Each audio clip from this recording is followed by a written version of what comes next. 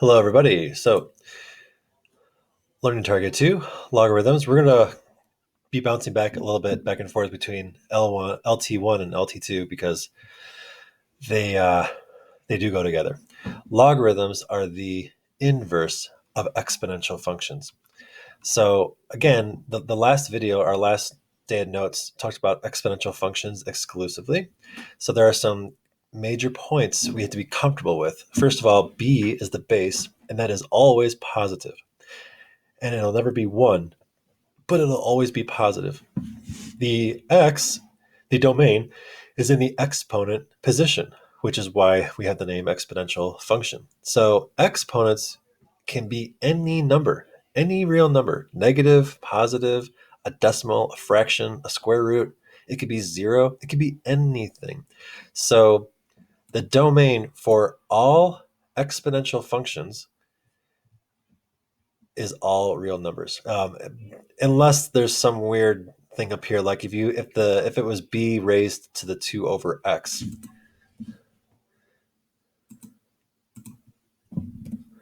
Now this is, I guess, technically an exponential function, but we know that x cannot be 0 here because that would cause a division by 0. But barring any unusual transformation like that, the domain is all real numbers.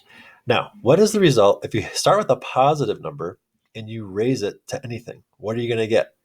You're always going to get a positive number. So the range are all positive numbers, 0 to infinity. That is the range of exponential functions. Now, functions, not all functions have inverses, but some do. Exponential functions do have an inverse, and we call them logarithms. The test that you just took had you find an inverse, which you had to switch the x and the y and then solve for y. When you switched the x and the y, you were switching the domain and the range. So the domain of exponential functions are the range of logs, and the range of an exponential is the domain of a logarithm. So here is the logarithm. Notice it has the same base. It's base b, so this base is positive, and it will not be 1. Now, what can logs receive? What is the domain? It's the same thing that exponentials produce, the same thing as the range of exponentials. Logs can only receive positive numbers. That is the domain of a logarithm. And logarithms produce any number, any real number. And notice how, back to the exponential, the domain here, the x, is the exponent, which becomes the range of the log. So I always say logarithms are exponents because logarithms produce a range value that was an exponent on the exponential part. So logarithms are exponents. Back to exponentials again. The graphs, every exponential function has a horizontal asymptote, so it defaults at y equals 0. But it could go up, it could go down based on a transformation. If this were b to the x plus 5, then y equals 5 would be the horizontal asymptote. And that would also change the range. The range would go from 5 to infinity instead of 0 to infinity. But being on the switching to the inverse side, everything gets switched around. So if the exponential has a horizontal asymptote, the log has a vertical asymptote, and its default is x equals 0. But it could be x equals 5. You just have to shift this to the right 5 units. And behavior in the exponential function, when x gets really, really small, the y values approach 0. When x gets really, really large, the y values approach infinity. On the log side, it doesn't make sense to say when x gets really, really small because -5 is a small number, but -5 isn't even in the domain of logs, of this logarithm. We can only say when the furthest to the left that I could go on this logarithm is 0. But here's when x equals 0. I can approach 0 from the left or from the right. According to this graph, I can only approach it from the right because I'm staying on this graph, and it's when I get closer to x equals 0, I'm approaching that from the right. And that's what this little plus sign means. When x approaches 0 from the right, the y values on this graph approach negative infinity. It wouldn't make any sense to talk about the limit of this function as x approaches 0 from the left, because the function doesn't even exist when x is less than 0. Over here, when x gets really, really large, okay, when x gets large, 5, 10, 15, when x gets really large, the y values also get large. It may look like it's starting to flatten out, but it just does not. It goes on for forever. It keeps on getting bigger and bigger and bigger. Remember, we know that because the range of a logarithm is all real numbers. It's going to go down, all the way down, and it's going to go all the way up to negative infinity to infinity. So let's look at these graphs.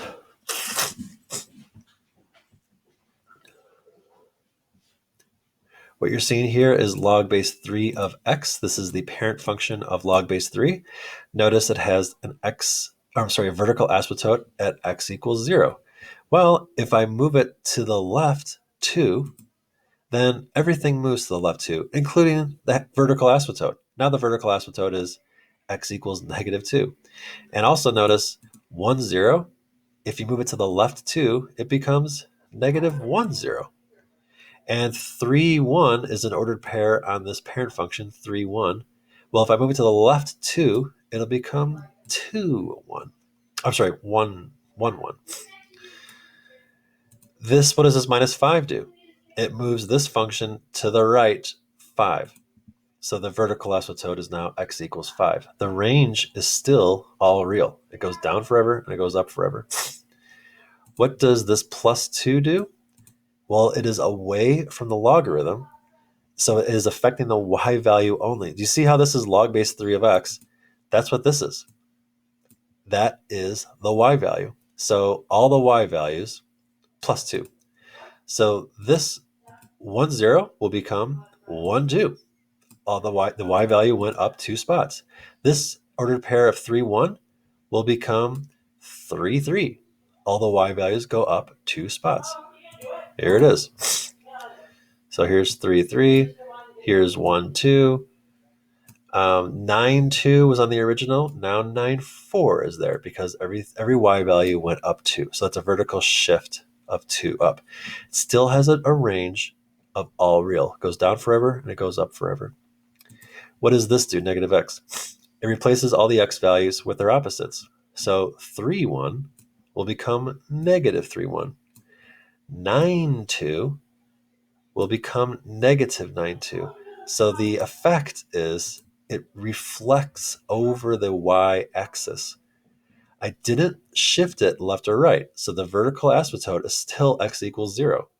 And the range, of course, is still all real. When it goes down forever, it goes up forever. The range is always all real with logs. But the domain drastically changed.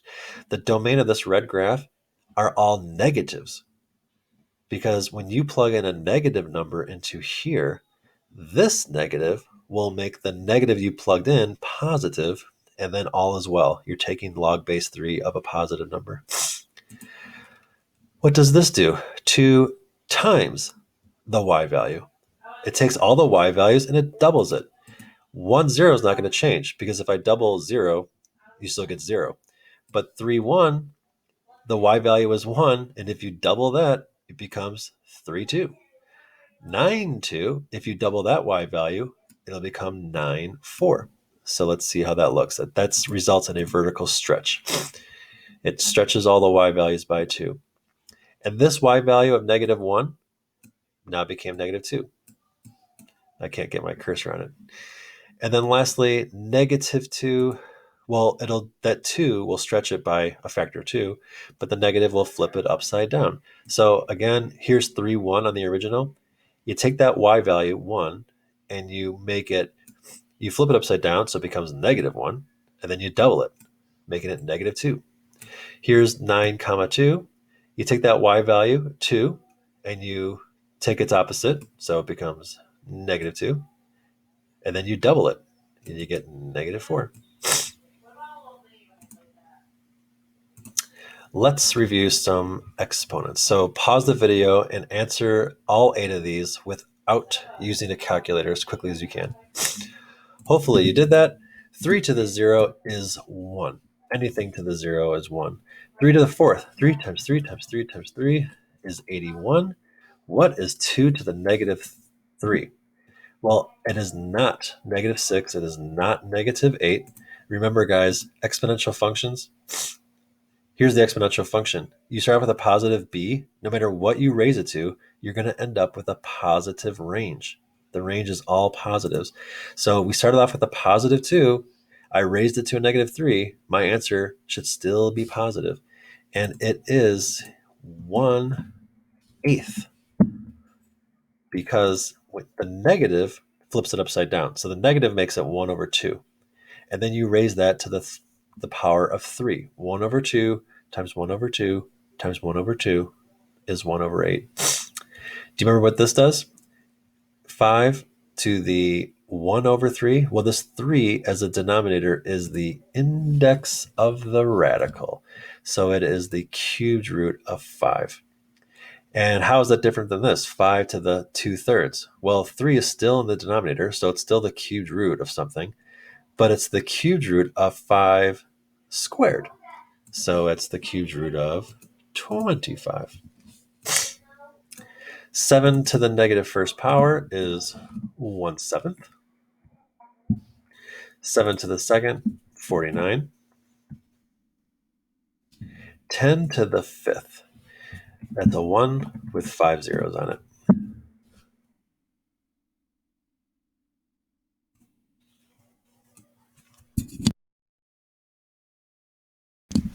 All right, last slide.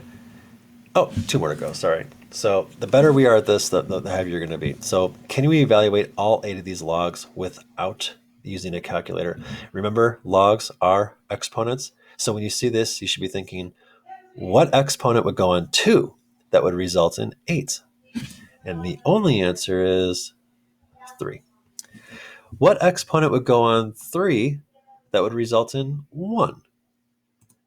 Only 3 to the 0 equals 1. Remember, logs are exponents. So 0 is the exponent that would go on 3 that would result in 1. What exponent goes on 2 that results in a half? -1. 2 to the negative 1 is a half. What exponent goes on 5 that results in 1/25? Well, notice 25 is 5 squared, right? But it's 1/25. So it's 5 to the negative 2, negative second, gives you 1/25. What exponent would you put on 5 that results in 0? That is absolute nonsense. And the math word for nonsense is undefined. One reason is because, well, the main reason is it's a logarithm. This x, the domain of a log, has to be a positive number. And 0 is not a positive number. What can I say? There is no such number here. Totally ridiculous. What is the base here? When you don't see the base, it implies base 10. So what exponent would you put on 10 that results in 100? 2. What exponent would you put on 3 that results in 81? 4. What exponent would you put on, there's no base here. What's ln? ln is the natural log. And just like this log with no base is a base 10, this is a natural log, and the base here is e. So this, you should see this as log base e. So to help you, you can imagine this in your mind, but don't write it down because it would be incorrect. But there's really, this is log base e. So logs are exponents. What is the exponent that would go on e that would result in e to the 7th? And it's very simply 7, because e to the 7th equals e to the 7th. 3 to the 4th equals 81. 10 to the 2nd equals 100, and so on. From this set of 8, we can pick up 2 big things. One right here. The log of any positive base of 1 is always 0. So this is going to prove to be very, very helpful. If you have the log base 175.883, of 1 is always 0 because 175.883 raised to the 0 is 1. So this comes in handy a lot. And so does this. This is like this natural log thing. If you have a log base b of base b again to the exponent, it's just that exponent. So for example, log base 5 of 5 to the x plus 2. So you'd be thinking in your head, well, logs are exponents, so this whole thing is a logarithm. What is the exponent that would go on 5 that would result in 5 to the x plus 2? And that is x plus 2. Now we get the last slide. We want to graph this. So please pause the video, write this down, and we try to graph it. So what do I know about this logarithm already? It has a base 2. There's no vertical stretch. It did go down 1, and there was a shift to the left 3. And remember, logs have vertical asymptotes, right? So this has a vertical asymptote at -3. The default for logs has a vertical asymptote at 0, but this one, everything shifted to the left 3. So there's a vertical asymptote at -3. That also tells me my domain. My domain is from -3 to infinity.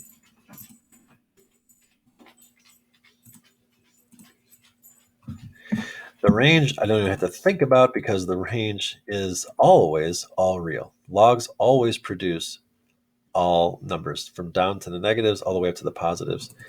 We already talked about the asymptote. It's x equals -3. All right, now the hard part. How, without a calculator, are you going to come up with ordered pairs here? So here's my best attempt to try to make this as simple as possible. We have to recognize that it's a base 2. So what do I know about base 2? Well, 2 to the 0 is 1, which means in the log world, that's log base 2 of 1 equals 0. 2 to the first is 2. As a logarithm, it is log base 2 of 2 is 1. Notice how the logs equal the exponents. 2 squared is 4. Logarithmically, log base 2 of 4 is 2. 2 to the third is 8. So log base 2 of 8 is 3. And 2 to the negative first is 1/2. So log base 2 of a half equals -1. How does this help me? Because these guys right here are kind of like my goal. I have x plus 3. So I want to pick x values that will make x plus 3 any one of these 5. Starting with -2 for sure. When x is -2, -2 plus 3 is 1. And the so this becomes log base 2 of 1. Well, log base 2 of 1 is 0. And 0 minus 1 is -1. So that's one ordered pair. Another one. What would I put in for x so that I could get 2? Well, -1. When x is -1, this becomes 2. The whole logarithm would be log base 2 of 2, which is 1, and 1 minus 1 is 0.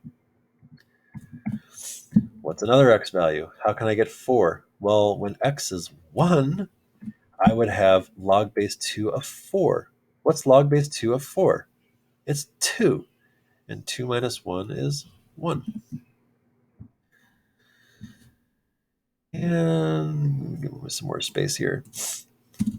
What's another x value I can use? Well, 8. Can I get to 8? Yes. When x is 5, this becomes log base 2 of 8, which is 3.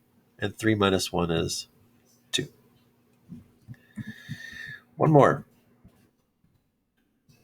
How can I get a half? What x value would I put in? -2.5, of course. When x is -2.5, this logarithm becomes log base 2 of a half, which is -1, and negative 1 minus 1 is negative 2. So that's some brain power right there. And the more you do it, the better you'll get. So make sure you practice. I've got 5 ordered pairs, which is way more than enough. And now I'm going to plot these. And I'm almost done. So 2, negative 2, negative 1, right there. 5, comma 2, right there. Negative 1, 0. 1, 1. Negative 2.5, negative 2. So it's really taking shape. You are guided by a couple of things: the ordered pairs and the vertical asymptote. You know it's a logarithm, so it's going to go down forever and it's going to go up forever, but it's going to pass through these ordered pairs and it's going to hug the vertical asymptote. So there it is. When is this increasing? It's always increasing, but you can't say always, and it's not all real either. It's when it's always increasing, that implies for its entire domain it's increasing. So the domain is from negative 3 to infinity. That is when it's increasing. When is it decreasing? It is never decreasing. What about end behavior? When x gets really, really big, the y's also get big. So when x gets big, so does the y value. When x gets really, really close to negative 3 from the right, the y values go down to negative infinity. So x approaches negative 3 from the right.